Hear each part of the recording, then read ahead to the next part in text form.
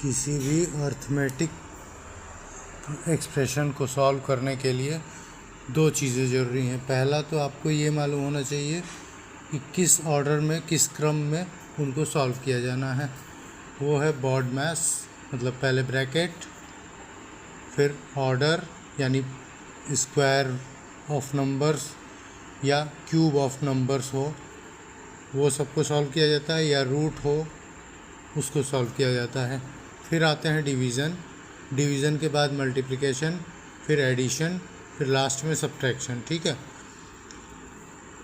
और दूसरी चीज़ कि आपको ये रूल मालूम होना चाहिए कि इक्वल्स टू के लेफ़्ट हैंड साइड अगर कोई ऑपरेशन हो रहा है, चाहे एडिशन, सब्ट्रैक्शन, मल्टीप्लिकेशन या डिवीज़न, तो इक्वल टू के दूसरे साइड भेजते ही उससे अपोजिट ऑपरेशन होती है। मतलब अगर यहाँ पे ऐड हो रहा है तो वहाँ सब्ट्रैक्ट हो जाएगा, यहाँ सब्ट्रैक्ट हो रहा है तो वहाँ एडिशन होने लगेगा, यहाँ मल्टीप्लाई हो रहा है तो वहाँ डिवाइड, यहाँ डिवाइड तो वहाँ मल्टीप्लाई।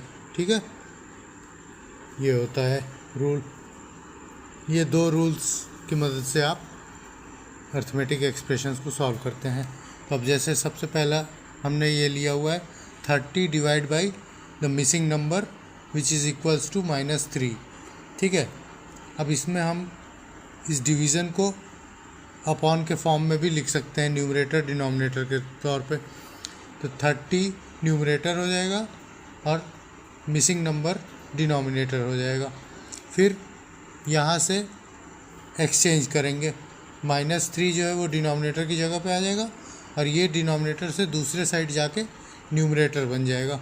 यहाँ न्यूमरेटर पे हमने रख लिया मिसिंग नंबर को और -3 जो है डिनोमिनेटर में आ गया।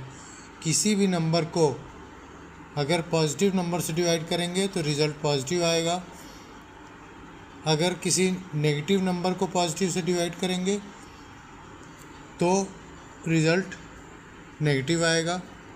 ठीक इसी तरह अगर पॉजिटिव नंबर को नेगेटिव नंबर से डिवाइड करेंगे तो भी रिज़ल्ट नेगेटिव आएगा। तो पहले तो यहाँ नेगेटिव साइन लगा लेंगे, फिर 30 को 3 से डिवाइड कर लेंगे, डिवाइड करने पे आता है हमारा 10, तो हमारा जो मिसिंग नंबर है वो हो जाएगा -10। इसको एक और एग्जांपल देख लीजिए। Suppose 30 plus missing number -6 is equals आ रहा है हमारा